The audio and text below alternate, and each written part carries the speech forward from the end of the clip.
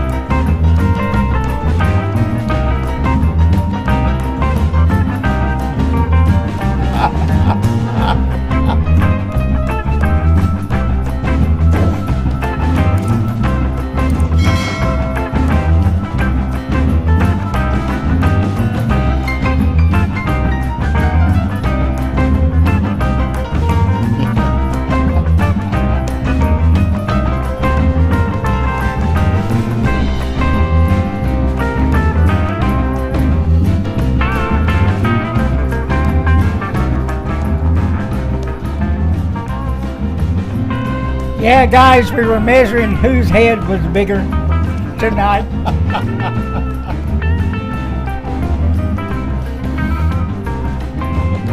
Hello, everybody. Lisa Lee K. Gruel. That I hadn't seen that one before. Jerry, how you doing? David Jones, I hope your foot's okay. Solar Dutch. You working, Dutch? David Sneed.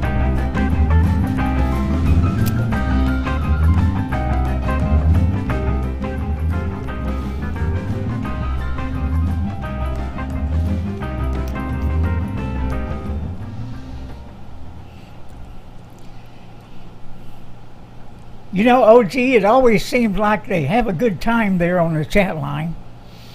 Yeah. They don't need us. We can be, exactly. We just ought to do a show with just the chat line. Good evening, Texas bikers and bikers all across the nation and the world. This is Texas Biker Radio number 483. Damn, OG. I've been waiting for 500. Seems to take forever. Well, it'll be here before we know it. What are we going to do on number 500? We're going to do something special? Drink. Drink. That's right. We should have Bloody Marys. Everybody will bring a Bloody Mary in. And, yeah, get ready. You can join us when we do show number 500. Get your favorite beverage out, and, yeah, we'll party down right here. That's what we'll do. Oh, we got somebody from Mississippi. There you go. Hey, if you would, you guys, when you first log on or you're new, go ahead and tell us where you're from, where you're at. That'll kind of be cool. And if there's any of you bikies on there from Australia, which we see from time to time, I get messages from them all the time. We would like to know what's going on there because we do have some questions that I would like to ask the bikers there in Australia, although they call them bikies there. Generally here in this country, if people that are bikies are riding bicycles, and we're usually telling them to get the hell out of the way. Let's see, what do the guys in Russia call themselves? Oh, man. Something, it's the Wolves or something. Yeah, that's that main club there, the Wolves. Right. Yeah. So, let me see. This week I'm going to be going around and I'm seeking support for our October 3rd event in Milam County, Texas. The city is Cameron, Texas. And, you know, OG, I'm going to be doing a lot of work between now and October 3rd because I do want to see people join our efforts there in Milam County. So we're gonna need some support from motorcycle clubs, independents alike, and no matter how you have to get there, whether it's on a motorcycle, you're in a cage, whatever means you have to get there, please do it. Please do it. October 3rd, 1 p.m. in Milam County, Texas, Cameron, Texas, 107 West Main, and man. Well, we actually need two kinds of support. We need the support where you're there, and after dropping almost $400 today on a newspaper ad targeting that county, informing the local citizens what in the hell's really going on, right, we could sure as hell use your financial support. Yes, we could. Even $5. Go to texasbikerradio.org. There's a donate button on that site. Give us some money if you can. Even $5 helps. I will say this, OG. We're a small club here in this area because, political work is not as much fun as running around and hanging out and drinking beer and eating hamburgers and stuff like that. But, somebody's got to do the work. And we're one of the motorcycle rights organizations that do that work. And we could use some help. We could use some help. And like we do buy ads before we have the event in the local newspapers. We'll buy more if we have some contributors. And we also buy through Facebook. Now, the reason we do that is because the people that run campaigns for politicians, they use it, and it actually works. Yeah, you can actually target specific demographics, right? Area, age group. You can select a city with a radius or a county. Pretty powerful tool. Yeah. And I could add one other thing, OG, the sound system we use to do these rallies. I bought that back in 2010 during the Tea Party days, and that thing is now just not up to snuff. Getting hard to find tubes for it, huh? Yeah.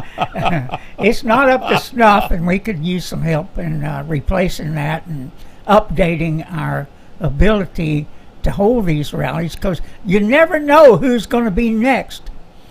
You never know who may be calling us and asking us for help, whether it's a biker, whether it's a group like Sand Branch, Texas, and other places. And we've even provided sound for other events, other type events. So it's just what we do, and so we get the most out of our equipment. This even here in this studio, we built this studio with our own hands, and the great thing about it is it's next door to my house. And we used to have several computers that operated this thing, but now we through the advance of electronics and the internet, we now have $100 cameras that replace a $4,000 camera. So it does get a little bit cheaper, but I don't know, OZ, maybe we ought to teach a class on how to podcast, because we welcome others that want to do this or try it. But let me say this, it is work. It is work, and it's time consuming as you learn how to jump through each hoop and educate yourself as to how these programs work. And they don't always work 100%. I mean, hell, we've done a show that didn't go out to anybody. More than once. That's I hate right. to And say. we've done a show where the sound wasn't on the whole way through. So, yeah. We could use the help. And we have a donate button on the front page of TexasBikerRadio.org. It's pretty easy to find. And, you could spare a little bit of money. We'd appreciate it. We'd appreciate it. But I'm on the road this week, OG, and going to be speaking before a few groups and asking people to come and support us. And, the Judge Young, they're in Milam County, needs to step up and do the right thing. And so we're going to be talking to the citizens of Milam County, and we're going to be talking to them about what's been happening over the last 3 years.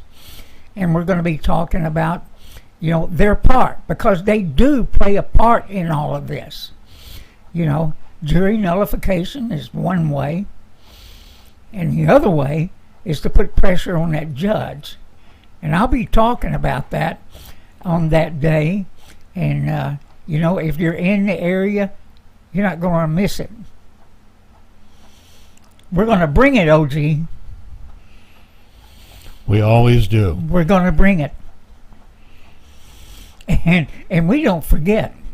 Now, for those that are trying to find us on Rumble tonight, Yeah. are we simultaneously streaming We are yet? not simultaneously. Okay. I don't have a lot of faith in that right now. So it'll be posted later on tonight. Yeah, so there's really no chat on Rumble. No. Not right now. Okay. So I will make every effort to make that work out and figure out why that's not working like it should. And, really it's not no fault of ours. It's just that their system is different. And, you've got, in that case, you've got to do a 60-minute video to hold a spot. And you got like 24 hours to use it.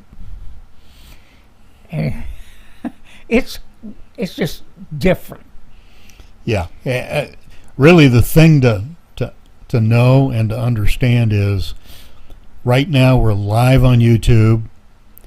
We don't know from day to day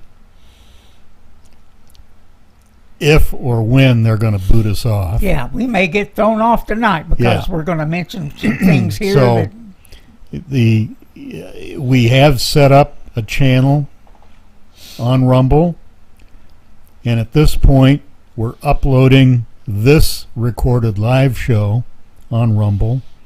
If the time comes you can't find us on YouTube, then we are live on Rumble.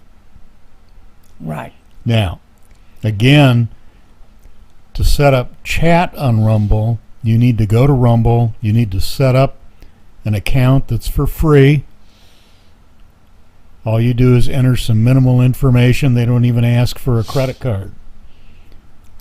So it's not one of those, clickbait things that are tricky. You just set up your account, and then you can subscribe, and then you're able to chat. Yeah. There you go. Hey, and OG, tomorrow night I'll be in Waco. You know how I love that. Oh, yeah. I may even drive by the police station and the courthouse. Shall we call Patrick and tell him you're coming? So I'm not scared of going to Waco. Just not. And they know us well. They don't like us very much, but they know us. But man. Okay. Hey, we did adjust the camera tonight, so OG's head is not twice as big as mine. That's what I was doing there in the beginning, measuring our heads. I got to sit way the hell back. Yeah.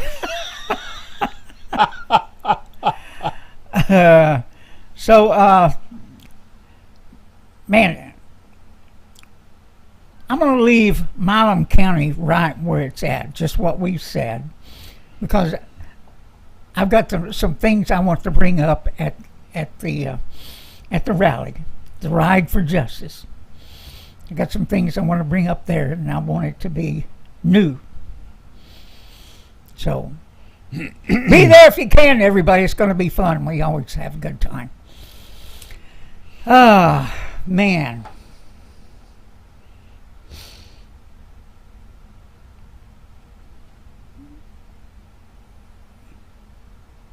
What do we want to talk about first? We want to talk about what went on today and with Blinken. Now, I didn't capture any pictures of him or anything because it just was pissing me off. And I should have. But, it's like if their mouths are moving, they're lying. And, of course, the Democrats are circling the wagons trying to give them cover. And, everything out there is blamed on Trump. Everything. The previous administration, the previous past 4 administrations, I guess, going to George Bush. All the way back. So now they're trying to change the narrative from the current administration to where they want to cover the whole 20 years. Not the disaster we just had.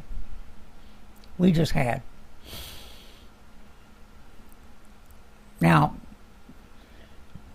Republicans may be asking the wrong questions, even though they're holding Blinken's feet to the fire. Now, that's one arrogant son of a bitch, is what it is. And pardon my French, everybody. I swore I would try and keep this from going out of control. Just that was polite. I'd have said piece of shit. I know, that's a POS. Right. Maybe we ought to do a POS page and just list them. Just saying, everybody. But what I saw today was just sickening. That they say Trump didn't leave them a plan. Well, there was a coup d'etat that prevented him from finishing his task that he wanted to do. Absolutely. Plus which, I have heard, Trump's been interviewed several times here lately. And he keeps reiterating the fact that he never did set a definite date for our withdrawal. Right. Which those lying turkeys in D.C. keep insisting that a date was set, and that's why they were up against the wall and had to do what they did. Listen to this, and Rand Paul hit on it today, which kind of stealing my thunder, that they haven't followed any other plan Trump had. That would be the border, that would be the pipeline, that would be any other number of things. The economy. They threw all those plans under the bus. But they say they had to stick to this one. That's a bold-faced lie, everybody. But that's what these people do. They lie. They lie. All the time. And we talk about my relatives every once in a while. They're right there with them. They lie too. But you know what, OG? It gets worse. It gets worse. When you have a military leader that undermines his commander-in-chief in the last days. And there's a CNN article. There's a book released by Woodward, and I forget who the other guy's name is. You know, the usual suspects that write these books. Mm-hmm. General Milley called together his, joint chief of staffs, or the high-up officers. All the TV generals. Not the TV generals, the real generals. Oh, okay. Called them all and told them not to, if Trump ordered him to do something, don't follow his orders. He called China and told them not to worry, we've got him under control. Call the enemy. Telling them not to worry. This guy gone Then he insane. called Nancy Pelosi and told her what he did, and she concurred. And guess what? I think I've got a video of it. Let me see if I can pull it up here.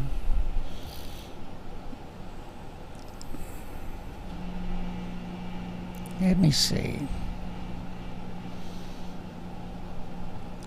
Damn, I didn't write down which one it was. This may be it. Nope, that's not it.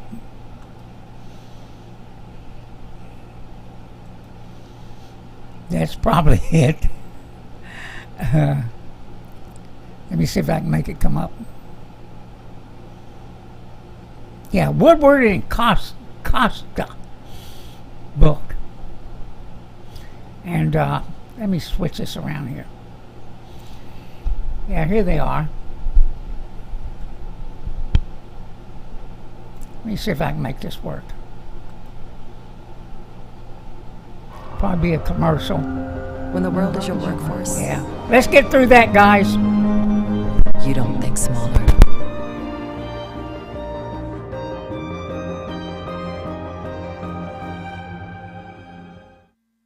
The peril of Trump. America's top general, just 2 days after the January 6th Capitol insurrection, so worried about the then president's angry and erratic behavior, he called a secret meeting with top deputies, including the chain of command for the country's nuclear arsenal. General Mark Milley's message at that meeting: no one was to act on any orders for military strikes, even from the president, unless Milley, the chairman of the Joint Chiefs, was personally involved in the sign-off as called for by Pentagon protocols. Details of that extraordinary top-secret Pentagon meeting among the many startling new revelations about the final days of the Trump presidency in Peril, the brand new book by the legendary Washington Post journalist Bob Woodward and his colleague at the Post, Robert Costa. Our CNN special correspondent Jamie Gangel obtained an early copy of this book, and she is with us now. Wow.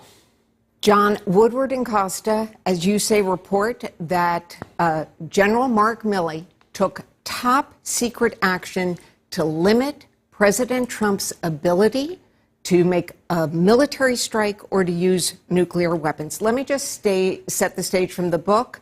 According to Woodward and Costa, on January 8th, Milley is deeply shaken from the assault on the Capitol on the 6th.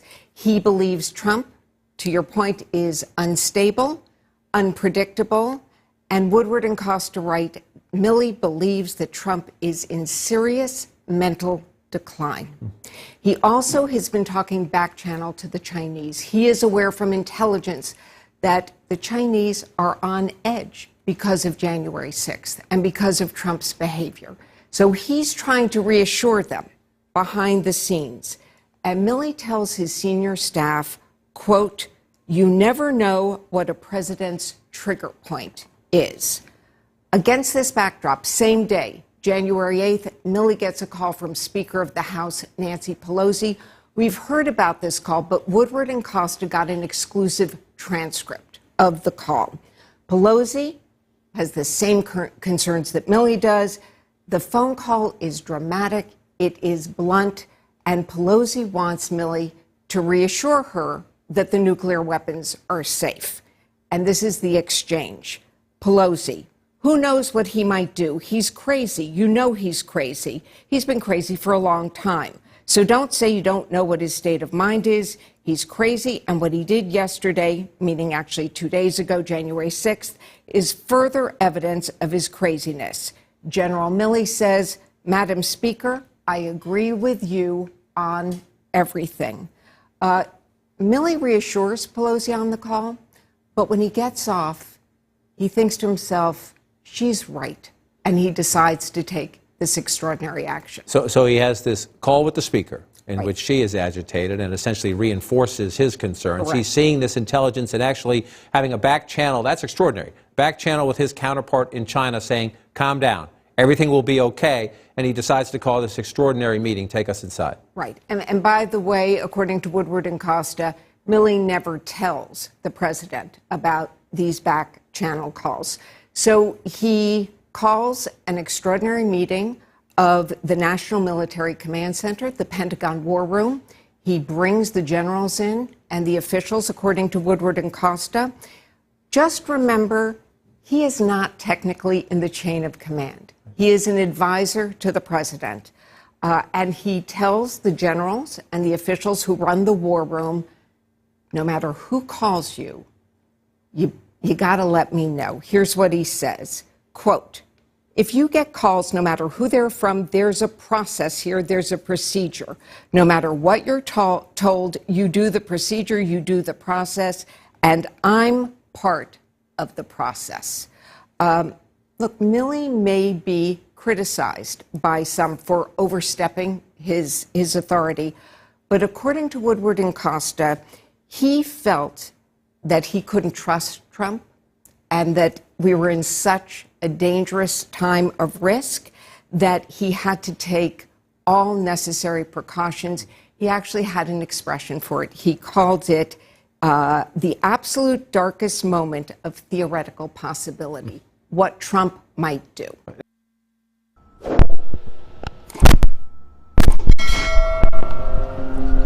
the world is your workforce. You know what, OG? Speechless. That is a power-hungry SOB. Is what that is. And let me tell you, he's not any psychiatrist. He doesn't know a damn thing about who's losing their minds. And just think, the current president that he's working for is certifiably Not home. not home. Yes. But he goes, and like she just said there toward the end, he stepped out of line. He's completely out. He clearly is not in the chain of command. If you call China, your counterpart in China, and give them a heads up that, hey, the president is powerless, we're not going to follow his orders. We could have been wiped out. Yes. Yes. They need to take Milley out, put a sack over his head, and put him up against a brick wall. Now, if any of this book is true, first of all, we need to see the transcript if it's real. And you know, nobody mentioned this today. Finally, this evening on the Hannity show, they're going to be talking about it. We're the first ones that I know of, other than that CNN, and really they were trying to paint Donald Trump as an insane man because of January 6th, when he had nothing to do with that. He told people to go over there peacefully, and there were people there to guide them into the damn Capitol building. Now, all the politicians, they were hustled out of there. There was no threat to them. There was never going to be a threat to them. And, that whole thing was, according to what you're seeing out there, was staged, and the FBI played a part in it. Well, and according to the report that was released by the FBI, This was not a planned, coordinated event. Trump had nothing to do with it. Exactly. And what do we have here? A general that goes rogue is what has happened here. And he should be released from command and put on trial is what should happen to him. And especially since now, what happened since then, and then he played a part in the coup by what he was saying and doing. And of course he was studying, critical race theory or white rage or whatever else they were looking at, trying to pitch out there to the servicemen to undermine the military. And I do believe that's what happened. You know what, OG? What's even worse than that, after he said that to the people in the chain of command, nobody spoke up. Now, did they know he called China? Did they know he called Pelosi? There's a lot of unanswered questions here, and it needs to be answered fast. And that SOB needs to be held accountable. Quick. And I bet he's not. Nobody is so far. It's day 14 since we started counting. There hasn't one son of a gun stepped up for any type of responsibility on anything, including the 13 soldiers that were killed because of a botched operation, which they claim is a success. Now, they were jumped onto today because of the botched operation.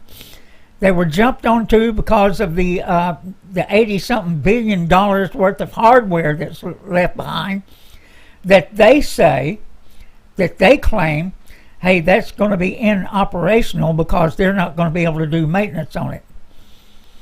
You think the Chinese can? You think the Russians can? Not only that. You think the Russians can teach them to fly?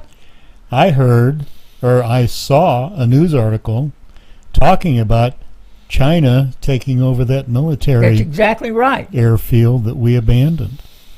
And Rand Paul asked them today, hey, you're going to turn around, you're going to give them aid under the guise that they're going there to help the poor people. Going to give them 64, I think they said $1 billion.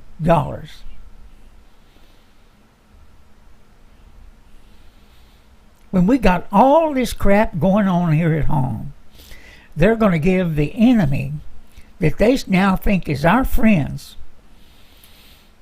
billions more. Well, see if they keep pounding the COVID bullshit. That keeps the public in panic mode and keeps their eye off the ball. And we're going to get to that here in a minute. This may get us thrown off tonight, everybody, because we're going to be talking about what he's just talking about. It's insanity is what's going on. And that general, to tell us that, even those two, let me put it this way, those two guys that wrote the book, they've known about this conversation for months. And they said nothing. Nothing. They kept it quiet. Now, I do believe that all these people are responsible for the deaths of 13 people and hundreds more because they kept their mouths shut. They did aid and abet the enemy. Is what they did, whether it's the Taliban, whether it's ISIS, whether it's Al-Qaeda, it doesn't make a damn. It doesn't make a damn. I'm not a military officer, and I do believe I could have come up with a better plan, OG. I think together we would have been righteous. At the very least. Yeah. I mean, I think the guy ought to be put to death myself. However, at the very least, immediately removed from command and stripped of rank. That and all the others that followed him and didn't say dishonorably anything. discharged. Yeah. Lose Loss every of time. all benefits. Yeah. It's incredible, everybody. Incredible. All right, let's get to it, OG. Let's get to it. Let's talk about the big V. Yes, the jab. The vax. The vax. I had one guy say the vacuum cleaner. Yeah, this may get us thrown off tonight, guys, but we're going to do it anyway. I mean, these are people that are regretting. Here's one here, a doctor, an immunologist, that is regretting his vote for Biden. I'm sure some of you have seen it, but let's take another look. A top immunologist says he regrets voting for Joe Biden after the president announced strict new vaccine mandates last week. In a tweet, he says, quote, "I voted for Biden as a McCain Republican. It was an error, and I now regret it. Thursday night's chest beating was one of the most destructive and divisive speeches ever given by a U.S. president who claims to be a well-reasoned uniter, acting on science." Joining us now to explain is immunologist Dr. Human Nora Kazem. Doctor, what brought you to that point? Good morning, Brian. Thanks very much for having me. Look, I was reflecting this past weekend on the 9/11 remembrance, and I remember back in 2001 how essentially every media outlet was united and transmitting the same message. You know, we're in a position where our country for the past several years has been tremendously divided. And, you know, frankly, as a friend to John McCain, I felt that President Biden stands a chance of uniting the country, acting on science, taking down the temperature, if you will. And, you know, on Thursday, I finally came to the recognition as an immunologist, based on this, the rigidity of this mandate and the massive blunder that's contained within it, that this is not happening. I have to say, the mandate as it stands, essentially has opened the door to discrimination against about 80 to 100 million Americans who are naturally immune. I mean, these folks are essentially being discriminated against. The President of the United States pointed to them and opened the door to a massive level of discrimination. And it's not just, verbal discrimination. We're talking about loss of employment. I can't tell you the number of emails I receive every day of Americans who are naturally immune. And I know from a scientific perspective, and I know some of your guests in the past have talked about this, certainly Dr. Macri's been on with Tucker and with a variety of different hosts. Natural immunity is as effective, if not more so, than vaccine immunity. So the notion that the President of the United States leaves the door open to this level of discrimination against a massive class of Americans is just totally unacceptable. You know what I was struck by with your huge with this rich background, University of Pennsylvania, this is your area of expertise, but you say it's unscientific, it's illegal, but you also say it's unethical to give somebody a vaccine when they have natural immunity. And if 75% of the country has already gotten one shot, and you factor in the natural immunity, maybe there's something else going on here, doctor, and maybe people who aren't vaccinated aren't villains as they're being made out to be. Well, look, I think certainly there's a place for immunity mandates, right? I mean, especially in places of public engagement. But the reality is, in the midst of this outbreak, there are about 100 million Americans, according to CDC estimates, who are already naturally immune. And these folks are, for the most part, the vast majority of them are actually immune. And I think that the notion that, if any particular subset of these folks wants to, avoid the vaccination at this time, that they would be forced at the risk of loss of employment or educational opportunities, I think it's completely draconian. It's nuts. Frankly, it goes in the face of medical necessity, and frankly, I think it's a constitutional violation. I mean, right now we're in the process of litigating a case out in Michigan against Michigan State University. The plaintiff is Gina Norris, and the New Civil Liberties Alliance is going to be litigating this in federal court. The idea is this actually an unconstitutional thing when it comes to the class of millions of Americans who are naturally immune? I believe it's medically, ethically, incorrect, and certainly it's very likely that it's constitutionally a violation as well. And I can't tell you, as someone apolitical like you, a doctor who's an expert in the field saying it has so much weight. Dr. Noor Kazim, thanks so much.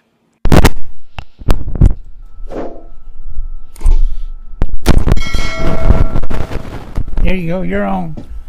Yeah. Yeah. You know, we had talked in the past about, one of the things they're not factoring in is the people had already had the China virus. People had already had it, and they don't want to talk about that. All they want to do is talk about the cases. All they want to do is talk about hospitalizations. And, of course, we hear all the stories about people that died from other causes, but yet they get tagged as a victim of the China virus. Yep. So you take that, and you take the fact that a guy named let me look this up here. Oh, let me bring up one other thing. If your employer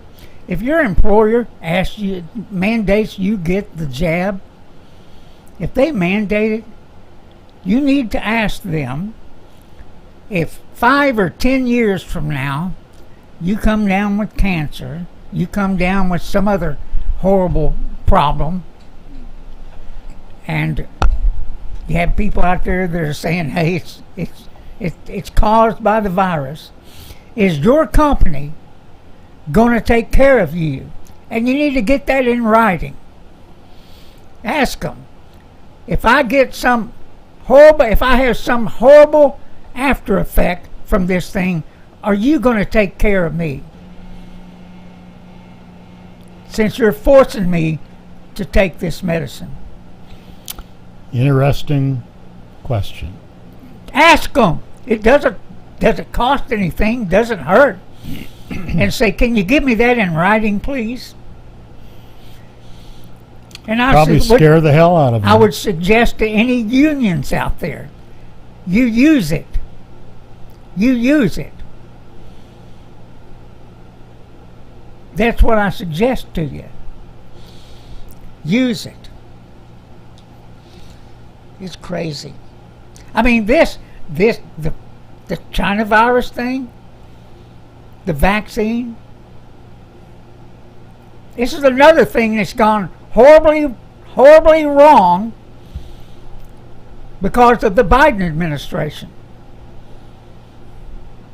If you remember back when Donald Trump was trying to get this vaccine out there as fast as he could, Joe Biden and Kamala Harris were on the TV saying, hey, I wouldn't take it. It hasn't been tested. It hasn't been approved. Well, Harris said specifically she wouldn't take anything that Trump was involved with. But they get elected. Well, guess what? Get the jab. Go out there and get it. Everybody's got to have it. Everybody. No matter what, you've all got to have it. So you can look for them to try and do more things to try and force you to taking this deal. Now, one of the key things, and I found out tonight, OG, talking to one of our compadres, his boss had the COVID and almost died from it. Now, it seemed like in our conversation he was talking about his boss was trying to self-medicate. And he caught pneumonia and then goes to the hospital. He gets put on a ventilator and stuff and barely makes it. He's doing better. But key, everybody, is to start treatment as soon as you find out you've got it. If You can go get a 15-minute test, and it's worth the money if you have to spend it to ease your mind, whether you have it, whether you don't. If you do have it, you start treatment right then. You don't wait, or you don't. If the hospital says, well, your symptoms are light, go home. And they will do that. They will do that. They'll send your ass home. And it's just like me when I found out I had it. That clinic that did the 15-minute test. Yeah, you got it. Good luck, buddy. Good luck. That's exactly what they said to me. It was incredible. And of course, it was another long weekend before I finally got into my doctor, and he started treating me right away. Didn't go to the hospital. I had difficulty breathing, but you know, I would use the nebulizer and fought through it.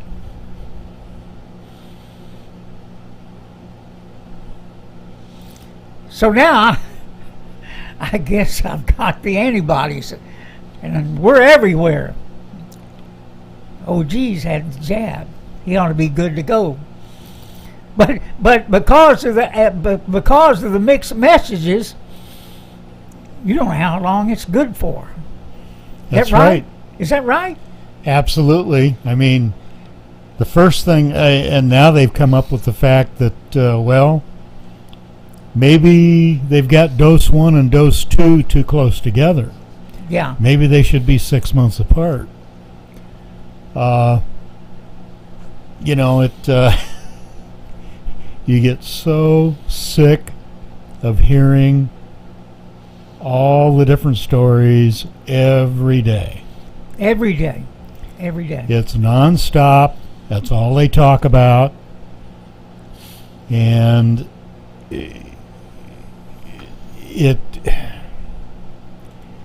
it's past the point of even having any meaning anymore. Yeah.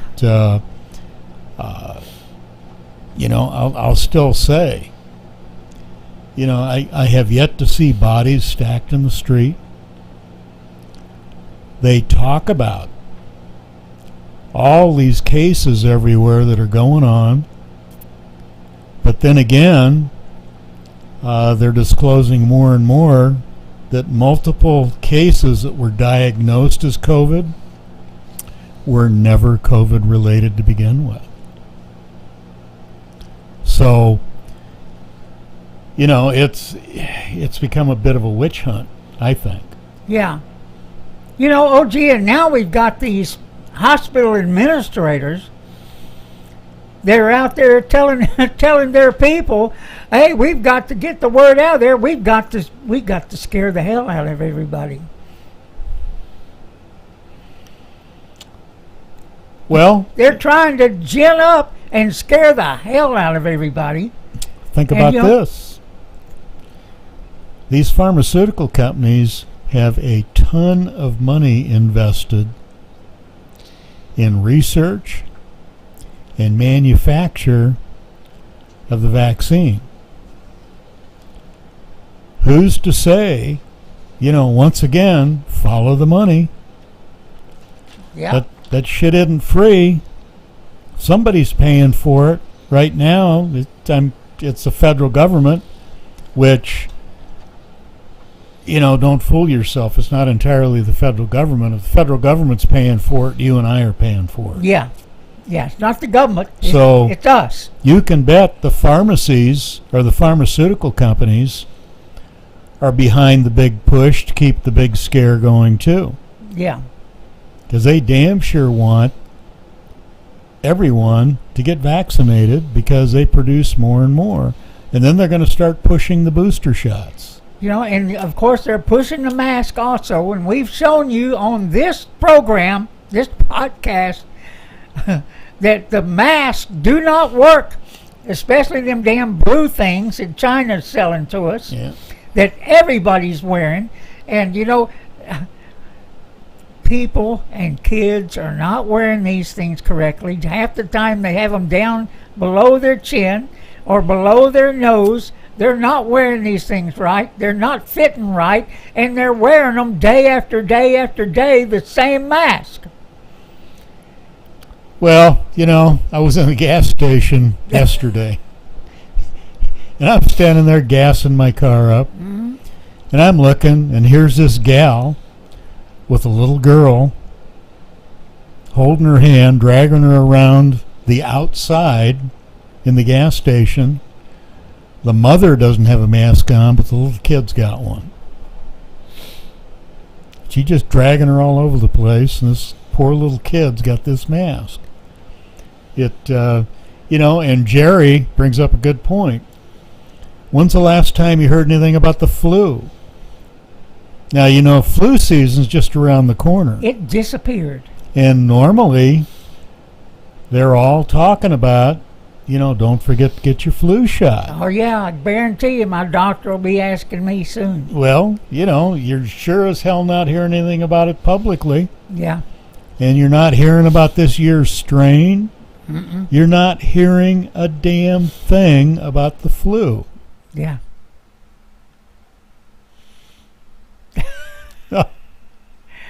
Okay, here's a name to remember and really to look up. His name is Kerry Mullis. Kerry Mullis. Write that down, everybody. It's interesting. He is the guy that invented the PCR test. The one they're using to test us all with. Now, it's called polymerase chain reaction. That's what PCR stands for. This technology was used, this technology is what they use today to test for the so-called coronavirus, said to be the cause disease of the authorities such as the World Health Organization. They vaguely and inconsistently defined or identified.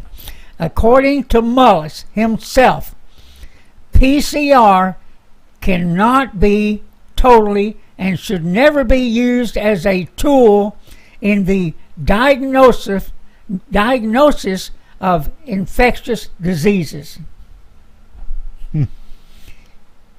It's not reliable. And that's not what it's designed for. Now you can find this, just type in his name on the internet. It's lengthy. There's videos out there of him talking. And even though he's talking about AIDS, because this guy died a few years back, maybe a long ways back, of guess what? Lung disease, pneumonia. And there was some skepticism about that he all of a sudden ends up dead because he died as a young guy. So he said it should never be used to diagnose infectious diseases. This is the main reason why Mullis disagreed with the scientists who were behind the HIV/AIDS hypothesis. Let me say this. He said later on, he realized there's just too many people that had too much to gain. So they had to keep it going, whatever it was. And they knew the test wasn't worth a damn for what they were using it for. Because he couldn't find anything to back up that HIV was the cause of AIDS. Couldn't find a thing to back it up. Never did. So, and the test was unreliable. And that's what they were using it for at the time. Look it up, everybody. Don't believe me. Go look it up. It's an incredible read. And it's, like I said, there's a lot of information out there and it's lengthy. But, you know, we got a lot of stuff going on out there. And U.S. politics sucks. That's why I ride to forget about the BS. You know, yeah, you got to do that from time to time, Andy. You really do. It's like I said, this stuff will drive you insane if you do not get some relief from it.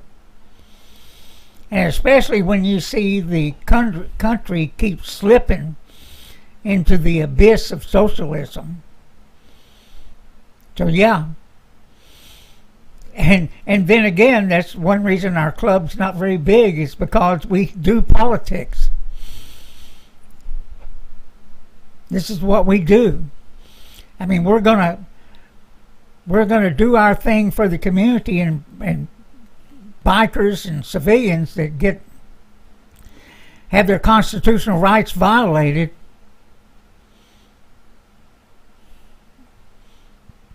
and thank God it's not any more than it is, or we don't hear about it. We can't do anything to help anyone when we don't hear about it.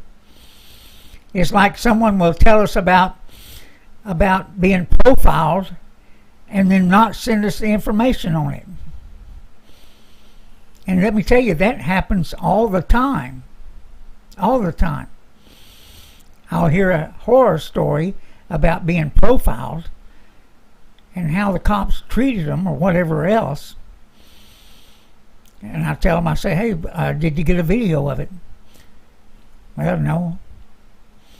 You know, and it's the ride, record, and report is still in I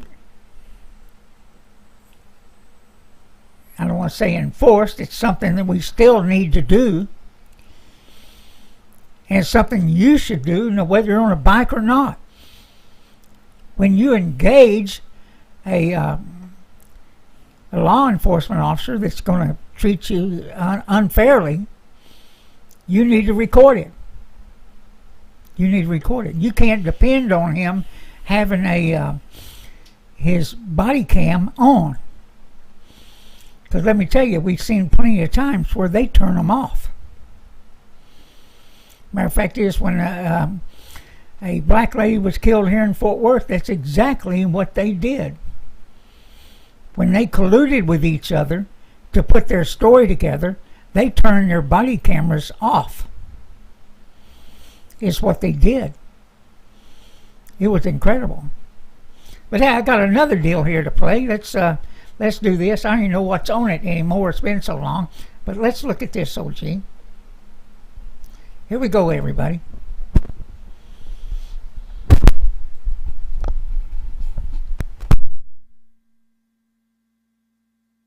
Getting vaxxed at work, it's going to make people dig in who aren't vaxxed and say no, no, no, no? Yes, I think it's going to make them suddenly want to find a religious exemption. They found Jesus. I do think the more you force, the more you mandate, the more you push, the more people who have been trying to make rational choices in their own lives suddenly make more rash choices and say, no, how dare you? I mean, isn't that part of the American spirit? You don't get to tell me what to do. Right. I get to make my own personal health choices. And of course, also what gets people is who's exempted from this. Congress is exempt. Mm-hmm. Members of Congress don't have to apply. Of course they don't. They don't. And I also think something else. Teachers, in many cases, something else that Tony Fauci said was revealing. He was asked about natural immunity. And his answer was, honestly, that's a really good point. I don't have a firm answer for you on that. How are you, Anthony Fauci, because he knows. He knows that if you actually add up natural immunity, we're getting closer and closer. It's the first time I've heard him in a long time use the word herd immunity. They just want the power. So now there's conversations about planes, Katie, but the Biden administration can't get on the same page. Some people want vax mandates to fly. Others say, no, not so fast. It's confusing me. Well, it's confusing me too. Let me say this. they have screwed this thing up, and it's their own fault. Fauci needs to go, like General Milley needs to go. Biden needs to go. I don't know how we're going to get it done. Somebody asked me the other day how long I thought he would last. I said, I don't know, another 6 or 8 months before he totally does something that's just... I mean, he's the one that should have the football kept from him, and we were told early on that was exactly what was happening. But we now see that's a big lie. Well, now they're saying, the biggest worry was, well, if we get rid of Biden, we got to deal with Harris. Yeah. Now they're saying Harris can't possibly be as bad as Biden. Yeah. I got something interesting here. The epitome of the lesser of two evils. Yeah. That's true. I can't get this. Let me see if I can make it work.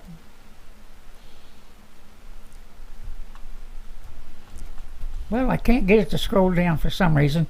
But as you see here, the title there is the Yellow Vest 2.0. That's what they call their protesters over there.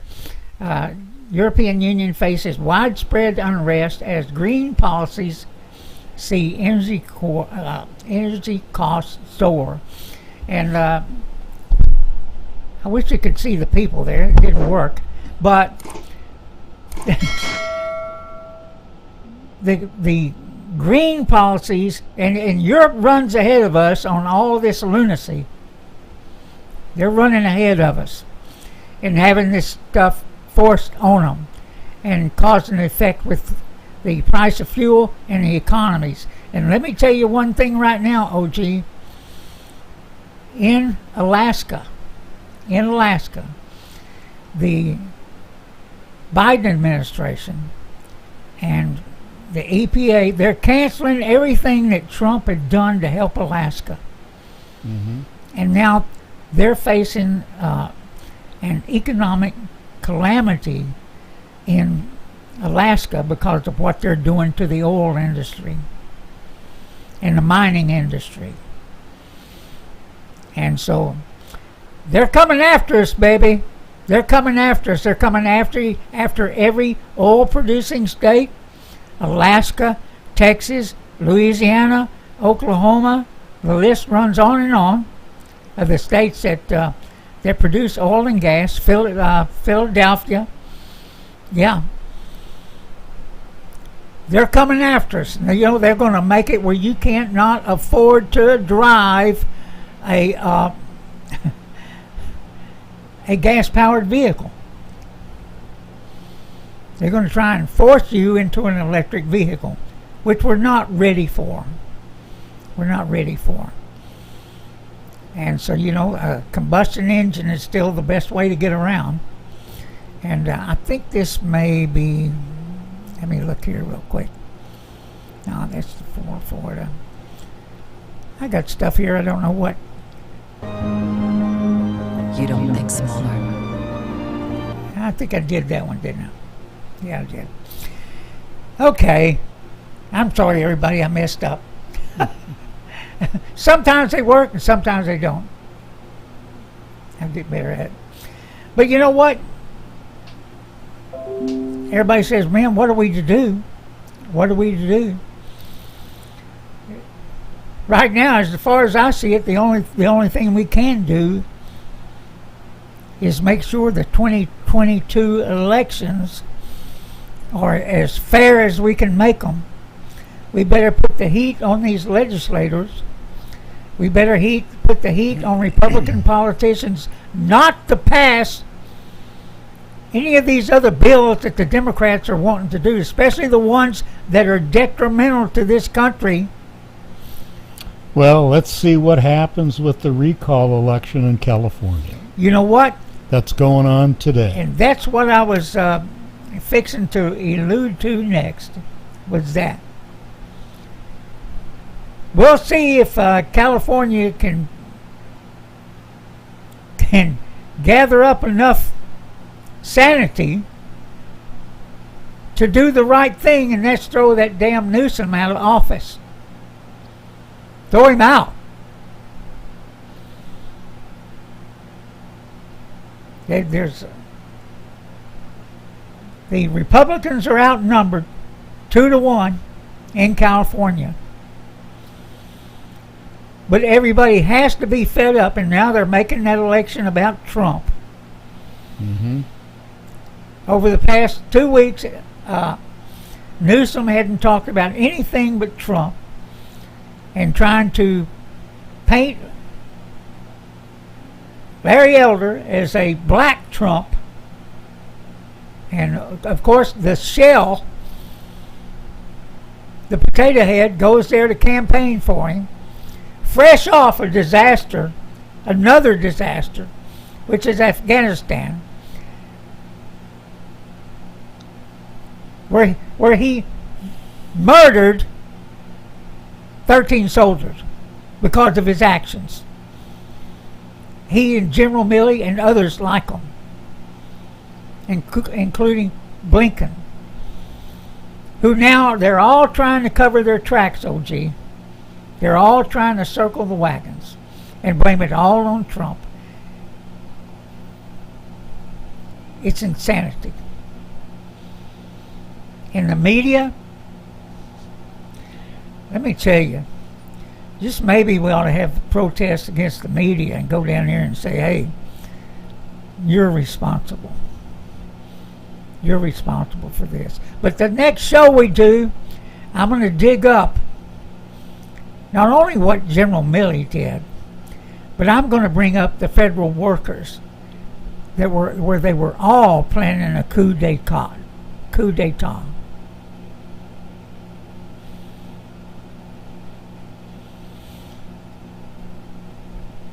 And how they did the January 6th thing and executed it flawlessly to be able to blame the whole January 6th episode on people that were, even though they were doing it wrongly, some of them, not that many,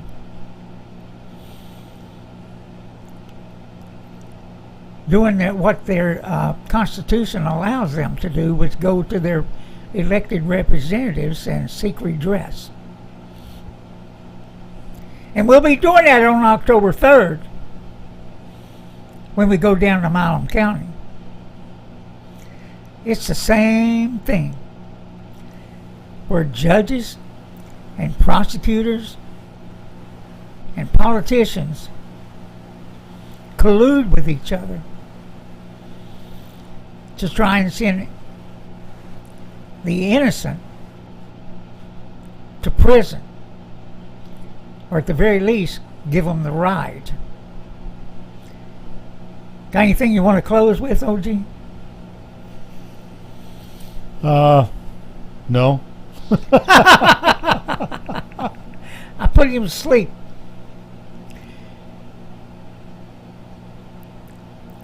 With that, everybody, I saw some new names in there tonight. Yep. That's cool.